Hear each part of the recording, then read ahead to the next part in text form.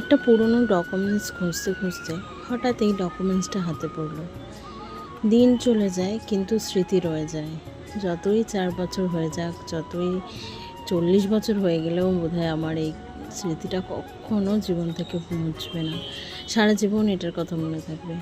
এই সময়টা এটা হচ্ছে আমার ম্যাটারনিটি ফাইল।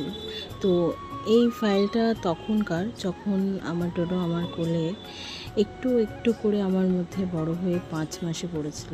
তখন একটা অ্যানাটমি টেস্ট ছিল, তো সেটারই এটা একটা স্ক্যানের ছবি। তো এগুলো যখন দেখি না, তখন পুরনো কথাগুলো খুব মনে পড়ে। তখনকার সেই প্রতিটা মুহূর্ত, প্রতিটা অনুভূতি যেন পৃথিবীর সমস্ত ফিলিংসকে হার মানিয়ে দেয়।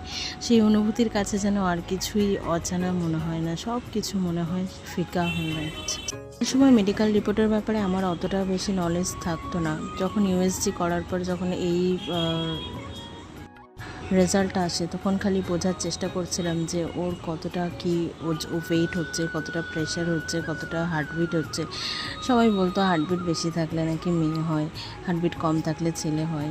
তো এই স্ক্যানগুলো দেখে দেখে তখন আমার দিন গুনতাম যে কবে আমার কোলে আমার সোনা আসবে। তখনকার দিন আর এখনকার দিন, সেই ছোট্ট রোডও এখন আজ কত বড় হয়ে গেছে। স্কুলে যায়, স্কুল থেকে ফেরে, এই স্কুলের মধ্যে ও কী করে, যখন ওর ছুটি হয়ে যায় তখন আমি প্রত্যেক দিন দেখি যে আমি যখন আস্তে আস্তে ওপরে যাই, ও কিন্তু আমার পায়ের আওয়াজটা পর্যন্ত চেনে।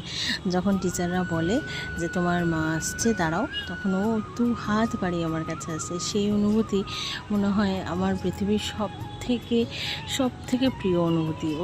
ওটার মনে হয় অন্য কোনো বিপরীত কিছু হয় না।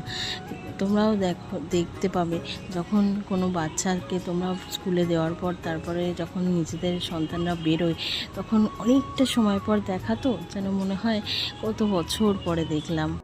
খালি মনে হতে থাকে যে কতক্ষণে ওকে কোলে নেবো আর কতক্ষণে ওকে জিজ্ঞেস করবো বাবা আজকে দিনটা কেমন কাটলো। আর ও খুশি খুশি যখন আমাকে বলে আমাকে ম্যাম এই করিয়েছে, ওই করেছে, ড্রয়িং করেছে, তোমরা সবাই আশীর্বাদ করো এইরকমভাবে যেন আমার শোনার আগের দিনগুলো ভালো থাকে আর খুব ভালোভাবেও জীবনটা কাটে। টাটা।